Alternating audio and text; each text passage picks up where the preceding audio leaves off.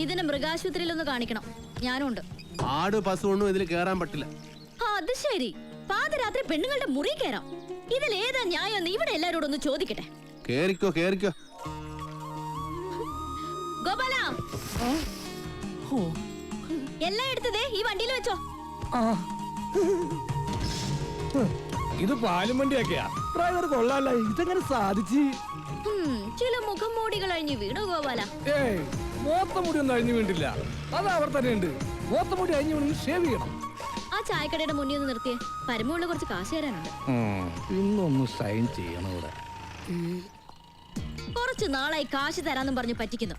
മര്യാദക്ക് കാശെടുക്ക്. അടുത്ത മാസം തരാൻ മോളെ. പറ്റില്ല, ഇപ്പൊ കിട്ടണം. അടുത്ത മാസം തരാന്നേ. താൻ തരുന്നോ അതോ മല്ലിക ഇങ്ങോട്ട് വിളിക്കണം? വേണ്ട, ഇപ്പൊ തന്നെ വന്നേക്കാം.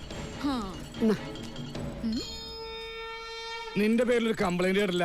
നീ ഇന്നലെ ഉഴുന്നൂറൊക്കെ തോളയിട്ടില്ലെന്ന് നിന്റെ അപ്പം കൊണ്ടുണ്ടോ തോള? നീ എന്ത് കാണിച്ചാണ് ചായിരിക്കണ? നിനക്കൊന്ന് ചിരിച്ചടിച്ചാ ആരാന്നറിയാമോ?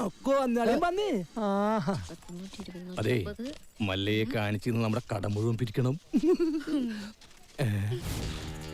അവൻ എന്നെ പണ്ടൊരു കാര്യമില്ലാത്ത കാര്യത്തിന് തല്ലിയിട്ടുള്ളതാ. ചുമ്മാ അവന്റെ അമ്മക്കൊന്ന് വിളിച്ചേനെ. ഇപ്പൊ അതിന് കണക്കെടുക്കാൻ പറ്റിയ സമയോ? ഞാനത് മുതലാളി പറഞ്ഞോളാം.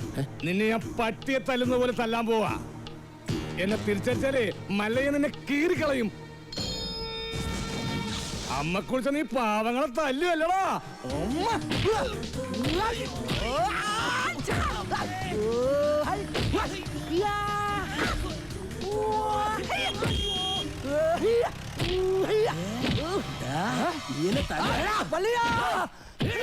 എന്നെ എത്ര വേണമെങ്കിൽ അമ്മ കുറിച്ചോ.